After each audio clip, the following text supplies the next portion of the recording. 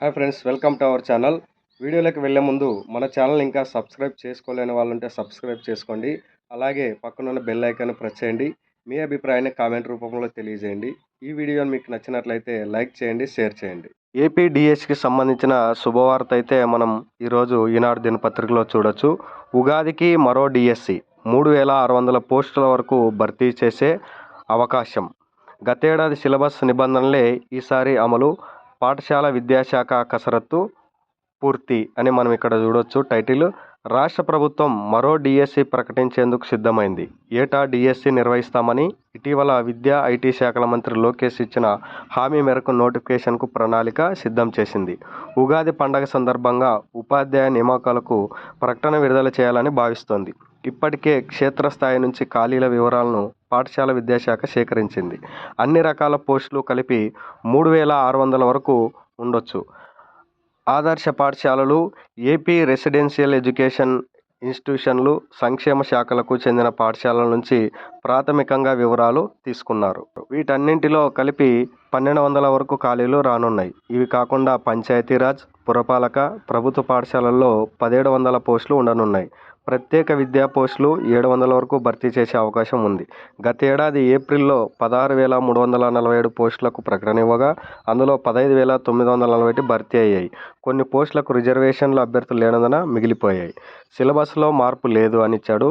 ఉగాదికి ఇచ్చే డిఎస్సిలో సిలబస్ మార్పులేవీ చేయడం లేదు. గతేడాది డిఎస్సికి ఇచ్చిన సిలబస్ మార్గదర్శకాలను ఈసారి అమలు చేయనున్నారు. ప్రత్యేక డిఎస్సి సిలబస్ను ఇప్పటికే వెబ్సైట్లో అందుబాటులో ఉంచారు. అన్ని పోస్టులకు ఆంగ్ల భాషా ప్రావీణ్యం పరీక్ష, కంప్యూటర్ ప్రావీణ్యం పరీక్ష నిర్వహించాలని మొదట భావించినా సమయం లేనందున ఈ ఆలోచనను వాయిదా వేశారు. చూడండి, మనకు కంప్యూటరు తర్వాత ఇంగ్లీష్ ప్రొఫిషియన్సీ టెస్ట్ ఉంటుందని టెన్షన్ పడ్డాం కదా, దాని గురించి కూడా క్లారిటీగా చెప్పారు. ప్రత్యేక ఒప్పంద టీచర్లకు వెయిటేజీ. ప్రత్యేక అవసరాలున్న పిల్లలు చదువుతున్న పాఠశాలల్లో ఒప్పంద ప్రాతిపదికనగా పనిచేస్తున్న స్పెషల్ ఎడ్యుకేషన్ టీచర్లు రాష్ట్రంలో 2600 మంది వరకు ఉండగా, సుప్రీంకోర్టు ఆదేశాల మేరకు వారిలో అన్ని అర్హతలు ఉన్న సుమారు 800 మందికి మినిమం టైం స్కేల్ అమలు చేయనున్నారు. 10 ఏళ్ల సర్వీసు, టెట్ లాంటి అర్హతలు నిర్ణయించారు. ఈ అర్హతలు సాధించిన వారికి మినిమం టైం స్కేలు అమలు చేస్తారు. పర్మనెంట్ ఉద్యోగం కోసం వీరు డిఎస్సి రాయాల్సి ఉంటుంది.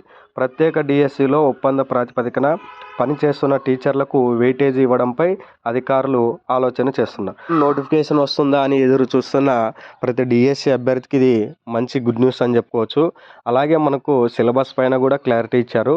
ఈనాడు దినపత్రికలో మనం ఇక్కడ ఉగాదికి మరో డిఎస్సి అంటూ దీని పక్కన ఎటువంటి సందిగ్ధంతో కూడుకున్న ఆశ్చర్యార్థకం కానీ ప్రశ్నార్థకం కానీ ఎటువంటి గుర్తులు లేవు. చాలామంది మన డిఎస్సి అభ్యర్థులు అక్కడ ఆశ్చర్యార్థకం ఇచ్చారు, క్వశ్చన్ మార్క్ ఇచ్చారు, నోటిఫికేషన్ అంటే ఇంకా డౌట్ఫుల్గా ఉంది అనుకుంటున్నారు కదా, అందుకనే క్లియర్గా మనకి ఇక్కడ మెన్షన్ చేశారు. అలాగే మనం వేటివ్ న్యూస్లో కూడా దీనికి సంబంధించిన వార్తను చూడొచ్చు.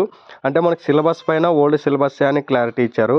అలాగే ఇంగ్లీష్ ప్రొఫిషియన్సీ టెస్ట్ కానీ కంప్యూటర్ బేస్డ్ టెస్ట్ కానీ ఉండవని కూడా ఈ నోటిఫికేషన్లో క్లారిటీ ఇచ్చారు. బహుశా అవి నెక్స్ట్ నోటిఫికేషన్కి ఉండొచ్చు.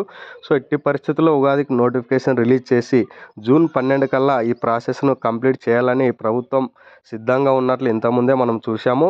కాబట్టి మరి తక్కువ పోస్టులు ఉండవని ఎవరు డిసప్పాయింట్ అవ్వకుండా, పోస్టులు పెరిగినా పెరగకపోయినా మన వరకు మనం 100% కష్టపడి మనకు ఉద్యోగం సాధించుకోవడానికి ప్రయత్నం చేయాలే తప్ప మరి ఎన్ని వస్తాయనేది మనం పెద్దగా ఆలోచించినా దానివల్ల మనకు ఫలితం అయితే ఉండదు.